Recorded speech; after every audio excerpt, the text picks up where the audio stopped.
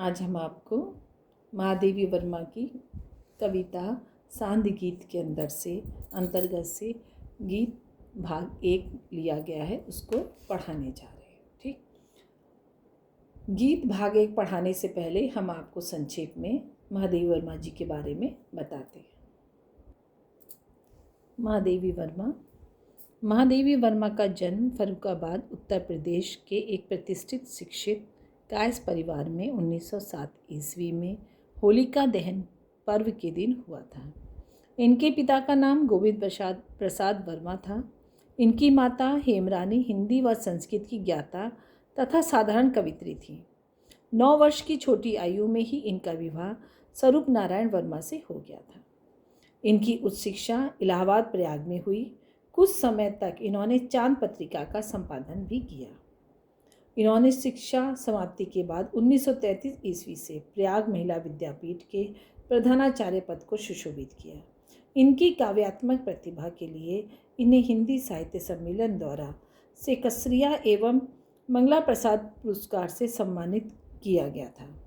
1983 ईस्वी में भारत भारती तथा ज्ञानपीठ पुरस्कार यामा नामक कृति पर दोबारा सम्मानित किया गया था। भारत सरकार द्वारा पद्म भूषण सम्मान से सम्मानित इस महान लेखिका का स्वर्गवास 11 सितंबर 1987 को हो गया था। कृतियाँ: इनकी प्रथम प्रकाशित काव्य संग्रह है निहार। निर्जा में प्रकृति प्रधान गीत संकलित है। सांध गीतों में परमात्मा से मिलन का आनंदमय चित्रण है। दीपशिखा में रहस्य भावना को प्रधान गीत बनाया है, संकलित किया गया। ठीक है, इसके अतिरिक्त अतीत के चलचित्र, स्मृति की रेखाएं, यामा, श्रृंखला की कड़ियाँ आदि इनकी गद्य रचना है। चलिए अब हम आपको सांध गीत के अंतर्गत गीत भाग 1 पढ़ाते हैं। यहाँ पर इस पैराग्राफ में महादेवी वर्मा जी अपने प्राणों को संदेश दे रही हैं कि वह निरंतर साधना के पथ पर आगे बढ़ता रहे, चाहे कितनी भी उनके सामने परेशानियां आ जाएं। ठीक है, अब आगे देखो। चिर सजग आंखें उन्नीति आज कैसा व्यस्त बाना। उन्नीति माने अलसाई हुई, व्यस्त माने अव्यवस्थित या अस्त व्यस्त, बाना माने वेशभूषा, चिर माने हमेशा, सजग माने जागरूक। ठीक है, हमेशा जो जागरूक रहने वाली आंखें हैं आज क्यों अलसाई हुई हैं, और आज ये कैसी तुम्हारी अस्त व्यस्त वेशभूषा है। जाग तुझको दूर है जाना, हे प्राण तुम उठो और जागो, आलस को त्यागो, क्योंकि तुम्हें अपनी साधना के लिए अभी बहुत दूर जाना है। अचल हिमगिरी के हृदय में, अचल माने स्थिर, हिमगिरी माने हिमालय के हृदय में आज चाहे कंप हो ले, कंप माने कंपन हो ले, कांपने लगे, या प्रलय के आंसुओं में मौन अलसित व्योम रोले। प्रलय के आंसू यहाँ पे कहा गया वर्षा को। ठीक है, प्रलय रूपी वर्षा हो जाए। व्योम माने आकाश से, चाहे आकाश से आज प्रलय की वर्षा हो जाए। आज पी आलोक को डोले तिमिर की घोर छाया। पी आलोक, आलोक माने प्रकाश को, डोले तिमिर, तिमिर माने अंधकार की घोर छाया, घनघोर छाया आज प्रकाश को भी, अंधकार जो है प्रकाश को समाप्त कर ले, पी ले, निगल जाए। जाग या विद्युत शिखाओं में निठुर तूफान बोले, हे प्राण हे साधक तुम उठो, जागो, जागृत हो, चाहे विद्युत बिजली की कितनी भी किरणें चमक जाएं, निठुर माने कठोर, तूफान आने लगे, पर तुझे है नाश पथ पर चिन्ह अपने छोड़ आना। तुझे तो इस विनाश के रास्ते पर अपने पैरों के निशान को छोड़कर आना, अपनी साधना पूरी करके आनी हर कठिनाइयों के अंदर। जाग तुझको दूर है जाना, हे आलस को, हे साधक तुम अपने आलस को त्यागो, क्योंकि तुम्हें अभी बहुत दूर जाना है। पूरे पैराग्राफ का अर्थ हम आपको बता रहे हैं, ध्यान से सुनिएगा। यहाँ पे महादेवी वर्मा जी कह रही हैं कि हे हमेशा सजग रहने वाली आँखें, आज आलस से क्यों भरी हुई हो। तुम्हारा आज ये कैसा अस्त व्यस्त वेशभूषा है। तुम अपनी अस्त व्यस्त वेशभूषा को त्याग करके, छोड़ करके जागो, क्योंकि अभी तुम्हें बहुत दूर जाना है। अपनी साधना पूरी करनी है। हिमालय अचल है, जो चाहे उसमें कितनी भी कंपन आ जाए, आकाश से प्रलय रूपी वर्षा आंसू के रूप में हो जाए, चाहे अंधकार, घोर अंधकार प्रकाश को निगल जाए, चाहे कड़कती बिजलियां कठोर तूफान आ जाए। हे प्राण, हे साधक, तुम्हें साधना के रास्ते पर आगे बढ़ते जाना है और विनाश के रास्ते पर अपने पैरों के निशान को, चरणों के निशान को छोड़ते हुए हर हाल में आगे बढ़ना है। तुम अपने आलस को त्यागो, हे साधक, तुम अपने आलस को त्यागो, क्योंकि तुम्हें अभी साधना के लिए बहुत दूर तक जाना है। ठीक, अब इस दूसरे पैराग्राफ में है। दूसरे पैराग्राफ में महादेवी वर्मा जी कहती हैं कि हे कर्तव्य मार्ग पर बढ़ने वाले वीर या साधक, अपनी साधना के रास्ते पर चलने वाले, बांध लेंगे क्या तुझे यह मोम के बंधन सजीले। मोम के बंधन माने सांसारिक बंधन। कह रहे हैं कि सांसारिक बंधन क्या तुमको बांध लेंगे। पंथ की बाधा बनेंगे तितलियों के पर रंगीले। और तुम्हारी जो साधना वाली जो रास्ता है, उस रास्ते की रुकावट, बाधा माने रुकावट, ये तितलियों के रंगीले पर बन जाएंगे, पंख बन जाएंगे। विश्व का क्रंदन भुला देगी मधुप की मधुर गुनगुन। तुम भौरों की उस सांसारिक बंधन में, तुम भौरों की, मधुप माने भौरों की, गुनगुनाहट में, मधुर गुनगुनाहट में इतने खो जाओगे कि संसार की क्रंदन को, संसार की करुणा को, उनके रोने की आवाज़ को तुम भुला दोगे। क्या डुबो देंगे तुझे यह फूल के दल ओस गीले। ये फूलों के जो दल हैं, फूलों का जो समूह है, उस पर जो ओस की बूंदें हैं, उसका आकर्षण तुमको इस क्या डुबो देगा अपने में। तू ना अपनी छाह को अपने लिए कारा बनाना। कारा माने कारागार या जेल, छाह माने परछाई को या स्वार्थ को। तुम अपने स्वार्थ को या परछाई को अपने लिए कारागार या जेल मत बनाना। जाग, तुझको दूर है जाना। हे साधक, तुम अपने आलस को त्यागो, क्योंकि तुम्हें अभी बहुत दूर है जाना। पूरे पैराग्राफ का अर्थ मैं फिर से बता रही हूँ कि महादेवी वर्मा अपने प्राणों को, साधक को संबोधित करते हुए कहती हैं कि हमेशा कर्तव्य के पथ पर आगे बढ़ने वाला वीर, हे वीर, क्या ये सांसारिक बंधन तुम्हें बांध लेंगे तुम्हारे रास्ते में? तुम इसके मोह माया के बंधन में पड़ जाओगे। ये तुम्हारे रास्ते की रुकावट रंग बिरंगी तितलियों के पंख बनेंगे, और ये भौरे की जो मधुर गुनगुनाहट है, मधुर आवाज़ को सुनकर तुम विश्व के अर्थात संसार की दुख भरी जो पुकार है, उस पुकार को तुम सुन नहीं पाओगे। उन भौरों की आवाज़ के अंदर, उन भौरों की गुनगुनाहट में तुम संसार की जो क्रंदन है, संसार की जो चीख पुकार है, उसको तुम सुन नहीं पाओगे, ध्यान नहीं दे पाओगे। क्या डुबो दे फूलों की ये समूह पर जो ओस गीली पड़ी हुई है, ये तुम्हारी ओस की बूंदें क्या तुम्हें डुबो देंगी? तुम्हारे अस्तित्व को, तुम्हारे सांसारिक मोह माया के बंधन में इतना भावविभोर हो जाओगे कि तुम सब कुछ भूल जाओगे, तुम अपने अस्तित्व को ही भूल जाओगे। तुम अपनी छाप, अपने कर्तव्य को मत भूलना। हे वीर, तुम ऐसा मत करना कि तुम अपनी छाया तक सीमित रह जाओ, अपनी छाया को तुम कारागार बना लो। तुम ऐसा मत करना, क्योंकि तुम्हारा आदर्श है, साधना तुम्हारी बहुत ऊंची है, तुम्हें बहुत आगे जाना है। इसलिए तुम अपने आलस को त्यागो और आगे बढ़ो। इस पैराग्राफ में महादेवी वर्मा जी अपने साधक को, अपने प्राणों को देवपुत्र मानकर उससे कह रही हैं कि तुम अपने साहस को, अपने जोश को, हिम्मत को किसी भी हार में मत छोड़ना। क्या कहती हैं? वज्र का उर एक छोटे अश्रु कर में धो गलाया। वज्र का एक छोटा गुण, हे प्राण, तुम्हारा हृदय जो वज्र के समान मजबूत है, एक आंसू ने उसको धो गलाया, गला दिया।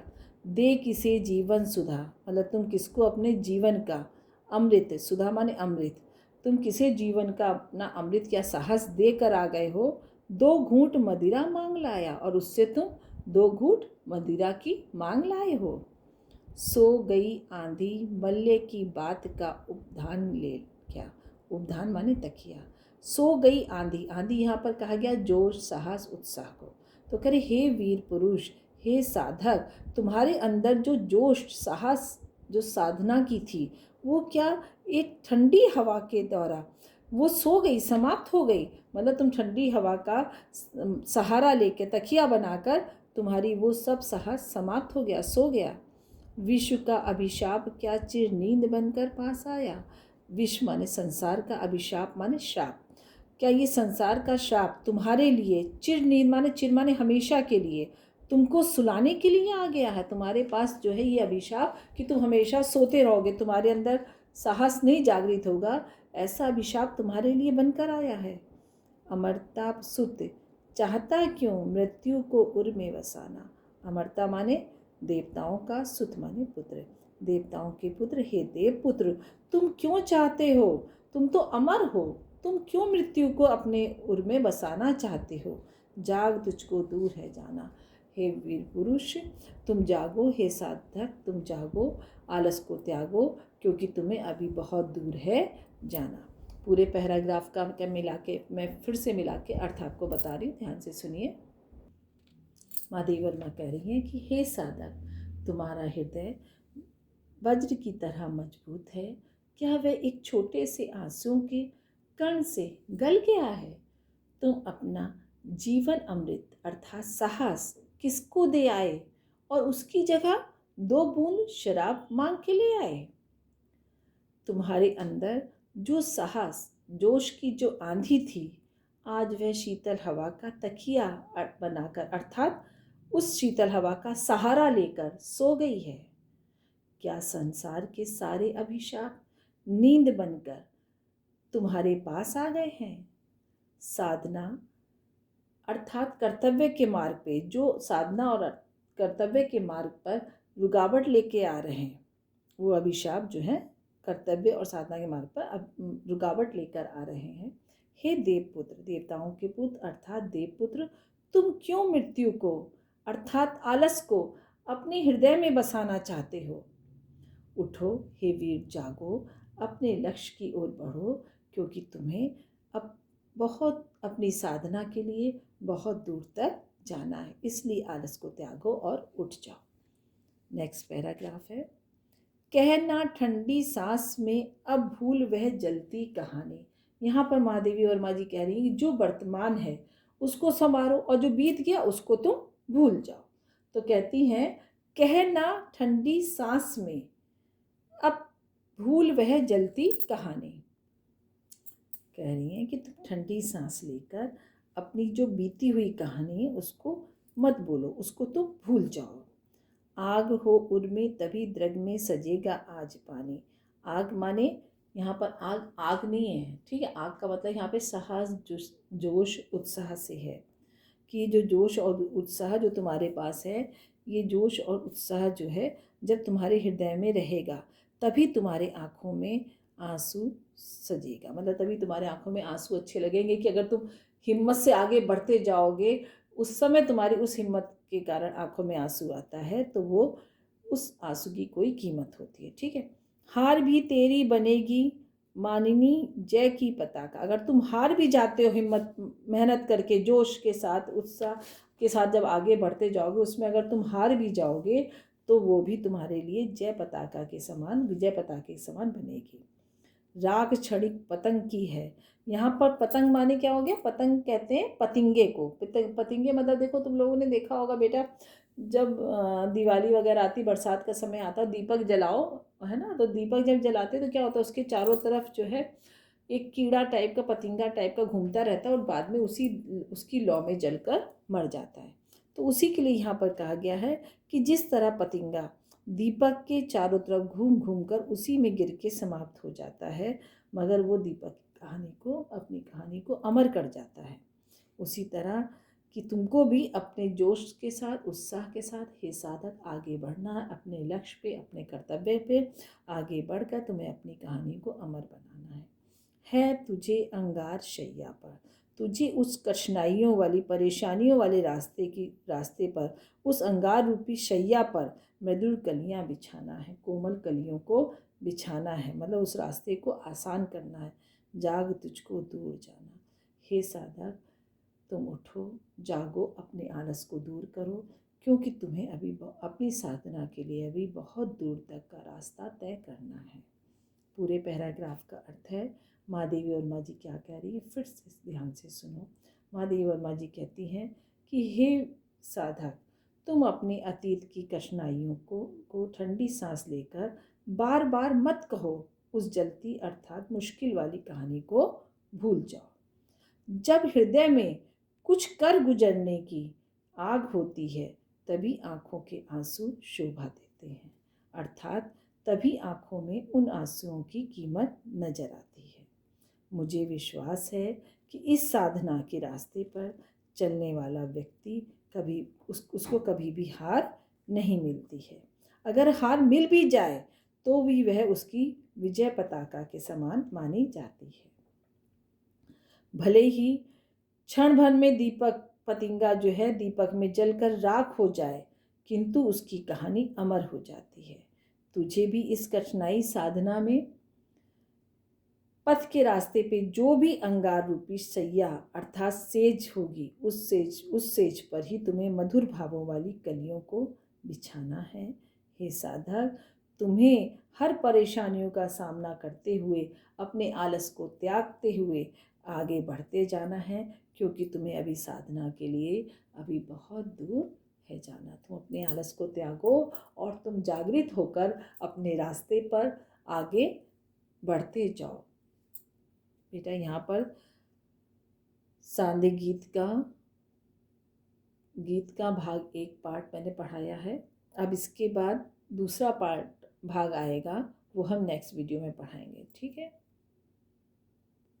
हम फिर आपसे कहेंगे कि आप हर वीडियो को लाइक और सब्सक्राइब जरूर करती चलिए, क्योंकि जब भी आपको देखनी है दोबारा से वीडियो, तो जब आप लाइक और सब्सक्राइब करे रहेंगे तो आपके पास वीडियो आ जाएगी। आप इस लिंक में को खोलिए और इसमें सब्सक्राइब वाला बटन दबाइए और लाइक वाला बटन दबाइए। ठीक है।